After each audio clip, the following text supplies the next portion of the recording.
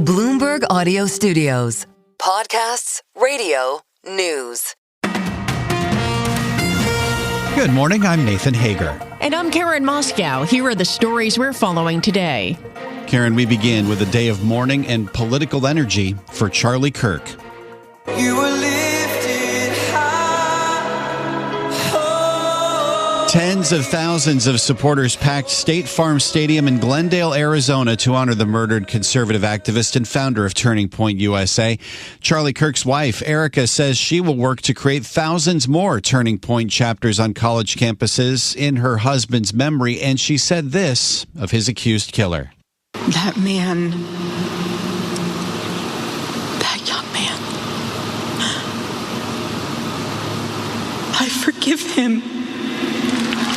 Along with Erika Kirk, many of President Trump's cabinet members paid tribute to Charlie Kirk at the more than 5-hour service. President Trump delivered the closing eulogy. He said he had one difference with Charlie Kirk. He did not hate his opponents. He wanted the best for them. That's where I disagreed with Charlie. I hate my opponent, and I don't want the best for them. I'm sorry. I am sorry, Erika.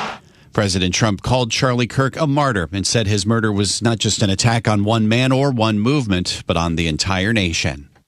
Well, Nathan, there are new rules in effect for those seeking high-skilled U.S. visas. On Friday, the Trump administration imposed a new $100,000 application fee for the widely used H-1B program. The new rules are expected to have a significant impact on Indian nationals who account for more than 70% of all H-1B visas. Bloomberg's Jill Deesa says the policy is a major change. Trump has slapped this $100,000 application fee on this visa program as part of the idea of trying to make sure that more of these jobs are held by U.S. workers rather than foreign workers that are flown in. Just as a comparison, I mean, most visa programs, you're really looking at a cost of about $5,000 to $10,000 U.S. dollars. So, I mean, this is a massive, massive increase in how much it actually costs just to put it in an application for this visa. And Bloomberg's Jill Deesa says the new policy has caused chaos among companies that rely on the H-1B program to bring in global talent.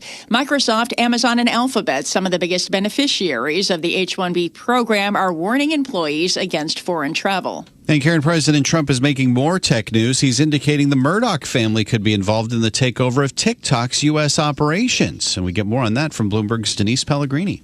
After the White House announced that under a pending deal with China, TikTok will be majority-owned and controlled by American investors, including Oracle, Andreessen Horowitz, and Silver Lake Management, President Trump let this one drop on Fox News. Hate to tell you this, but a man named Lachlan is involved. Do you know who Lachlan is? That's a very unusual name, Lachlan Murdoch.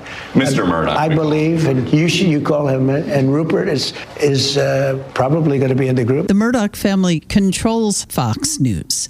Afterwards, a source told Bloomberg Fox will be involved in the TikTok deal as opposed to the Murdochs individually. The White House says a deal to get the U.S. operations of TikTok out from under control of China's ByteDance, as required by U.S. law, will be signed in the coming days. Denise Pellegrini, Bloomberg Radio. All right, Denise, thank you. A part of New York City will be on security lockdown this week as more than 150 world leaders gather for the United Nations General Assembly in Manhattan. Bloomberg's Monica Ricks reports from New York.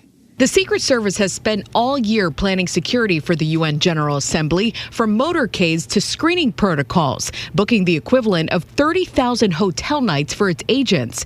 And they'll have reinforcements, including thousands of New York police officers, federal air marshals, Coast Guard cutters, and counter-sniper teams. The event has been designated a national special security event, the same classification as a presidential inauguration. And though city officials confirmed there are no credible threats against this year's session, the backdrop will be tense following the assassination of conservative activist Charlie Kirk and wars in Ukraine and Gaza.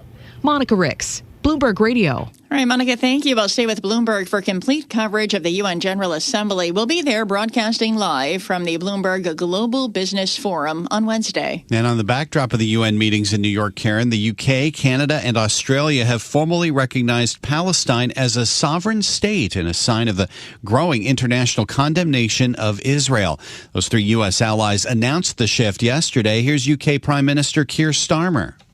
In the face of the growing horror in the Middle East, we are acting to keep alive the possibility of peace and a two-state solution. That means a safe and secure Israel alongside a viable Palestinian state. That was UK Prime Minister Keir Starmer. Now, U.S. officials are criticizing the move. They warn it will incentivize Hamas to prolong the war with Israel.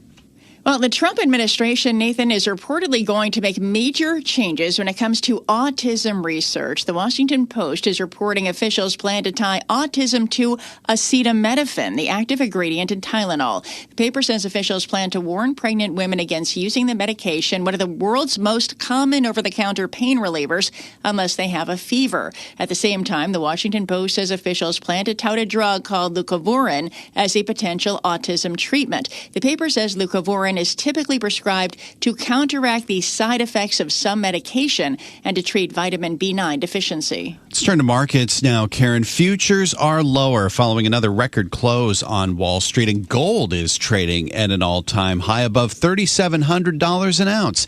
And we have some possible deal news as we begin the trading week. The Financial Times is reporting Pfizer's closing in on a potential $7.3 billion takeover of obesity startup Metsera. The paper says the drug giant's looking to bolster its pipeline after the recent failure of its closely watched weight loss pill, and shares of Metsera in the pre-market are up more than 30%.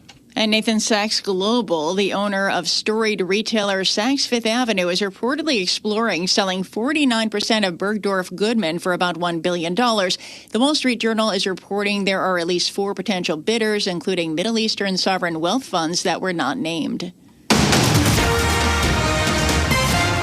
And it's time now for a look at some of the other stories making news in New York and around the world. For that, we're joined by Bloomberg's Michael Barr. Michael, good morning. Good morning, Karen. It was debate night in New Jersey's high-stakes governor's race. Last night, in their opening debate, Democrat Mikey Sherrill and Republican Jack Ciattarelli sparred over several issues, including the economy. Sherrill, a former Navy helicopter pilot, was asked about rising energy costs. I'm going to declare a state of emergency on day one, freezing your rate hikes. Ciattarelli blames rising energy costs on closing energy plants in favor of wind farms. I'll reopen and repurpose the plants. We'll expand our nuclear footprint in South Jersey. We will accelerate solar on the rooftops of our warehouses, and we're pulling out of the Regional Greenhouse Gas Initiative. That carbon tax initiative has been a failure. Audio courtesy of ABC7. According to the latest Quinnipiac poll, Sherrill leads Ciattarelli 49% to 41%. Authorities say patrons at a restaurant acted quickly and selflessly to stop a gunman who opened fire while a wedding was taking place at a New Hampshire country club, averting a worse tragedy. They say one person was killed and 2 others were wounded by the gunfire over the weekend before the suspect was taken into custody in a nearby neighborhood. Authorities say gunfire killed a 59-year-old man at Sky Meadow Country Club in Nashua. Hong Kong International Airport expects flights to be cut starting Tuesday as the Asian financial hub braces for one of the strongest super typhoons in years, Ragasa. Bloomberg's Mary Way was asked, how is this storm different? It's been a particularly busy storm season. We've had 11 tropical cyclones affect Hong Kong since January this year, and that's the highest number since 1946, so 8 decades, right? That's a pretty high record, and it just speaks to the warm sea surface temperatures really fueling these storms and then sending them our way, which, as they've picked up additional energy through the waters, as it tracks across the waters, it really just ramps up that power. Bloomberg's Mary Way. Global news 24 hours a day and whenever you want it with Bloomberg News Now. I'm Michael Barr, and this is Bloomberg, Karen. Thanks, Michael. Time now for our Bloomberg Sports Update, and for that, we bring in John Stashower. Thanks, Karen. Week 3 of the NFL included a big comeback by defending Super Bowl champion Philadelphia. The Eagles are 3-0. The Rams scored 26 straight points. They led by 19 in the third quarter. The Eagles came back to take the lead and then sealed the win on a blocked field goal. It was returned for a touchdown. The big upset was in Cleveland. The Browns shut out for 56 minutes, rallied to beat Green Bay on a 55-yard field goal. Kansas City finally got its first win. The Chiefs beat the Giants 22-9. That's your Bloomberg Sports Update. Stay with us. More from Bloomberg Daybreak coming up after this. coast to coast on Bloomberg Radio, nationwide on Sirius XM, and around the world on Bloomberg.com and the Bloomberg Business app. This is Bloomberg Daybreak. Good morning, I'm Nathan Hager. Tens of thousands packed a football stadium in Arizona to mourn and pay tribute to conservative activist Charlie Kirk nearly 2 weeks after his murder. Some of the highest-ranking Republicans were there, including President Trump, who called the Turning Point USA founder a martyr for American freedom. Charlie's message has not been silenced. It now is bigger and better and stronger than ever before, and it's not even close. That was President Trump delivering the closing eulogy for Charlie Kirk at State Farm Stadium in Glendale, Arizona. Joining us this morning is Bloomberg's Jill Desis. And Jill, just to see the huge amount of people who came out, the fact that just about every member of President Trump's cabinet was there to pay tribute to Charlie Kirk really speaks to just how much of an impact this man had on where the Republican Party stands right now. Good morning. Yes, good morning, Karen and Nathan. Look, I think what you have in an event like this is it was really interesting to see kind of two different schools of thought here. Obviously, you had, this really heartfelt monologue from Erika Kirk, the wife of Charlie Kirk, where she was talking about, forgiving the person who, alleged to have assassinated her husband. But then on the other hand, you have this really fiery rhetoric that's coming out of Donald Trump. And then obviously this event is attended by, as you mentioned, his many members of his administration. Really kind of shows you how much political anger has intensified over this particular assassination. I mean, in addition to obviously the remarks that we heard from Donald Trump, which you played earlier in this program, you also have, this assassination really uniting a lot of Republicans in investigating liberal groups that they claim foment violence, clapping down on negative coverage of the Trump administration, and really driving a lot of state redistricting efforts, in particular aimed at securing more GOP seats in Congress. So you really kind of see that dichotomy again of this really emotional response that you have at an event like this, but then also a lot of the ways in which this has, created a lot of political anger. And in terms of that political anger, I mean, is this the kind of thing, could you see this, pouring out into the midterm elections next year? Yeah, and I really do think that one of the big concerning things here is, what potential political violence could still be to come. I mean, when you're looking at the United States over the past year and a half in particular, I mean, look at the other instances that we've had. There was the assassination attempt on Donald Trump himself, just over a year ago when he was still campaigning for president. You've also had, various targets, including, those who have targeted some prominent Democratic politicians. And so you're looking at an environment that has become increasingly violent over the past couple of years. Obviously, headed into the midterm elections, I think that that's a pretty significant concern as to whether there's still more violence to come. Well, you have to wonder whether the concern in the markets right now is on what the ramifications are for immigration with this new $100,000 fee for H-1B visas for highly skilled workers. I mean, this could be a major disruption for the tech sector in particular.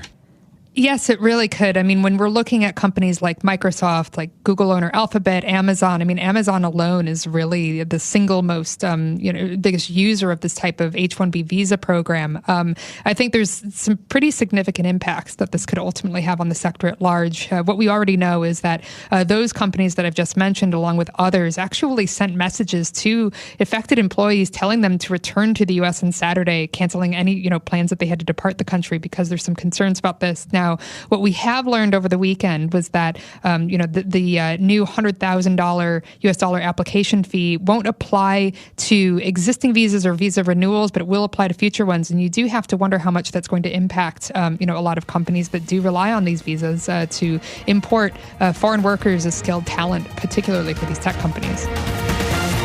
This is Bloomberg Daybreak, your morning podcast on the stories making news from Wall Street to Washington and beyond. Look for us on your podcast feed by 6 a.m. Eastern each morning on Apple, Spotify, or anywhere else you listen. You can also listen live each morning starting at 5 a.m. Wall Street time on Bloomberg 1130 in New York, Bloomberg 99.1 in Washington, Bloomberg 92.9 in Boston, and nationwide on Sirius XM Channel 121. Plus, listen coast to coast on the Bloomberg Business app, now with Apple CarPlay and Android Auto interfaces. And don't forget to subscribe to Bloomberg News Now. It's the latest news whenever you want it, in 5 minutes or less. Search Bloomberg News Now on your favorite podcast platform to stay informed all day long. I'm Karen Moscow. And I'm Nathan Hager. Join us again tomorrow morning for all the news you need to start your day right here on Bloomberg Daybreak.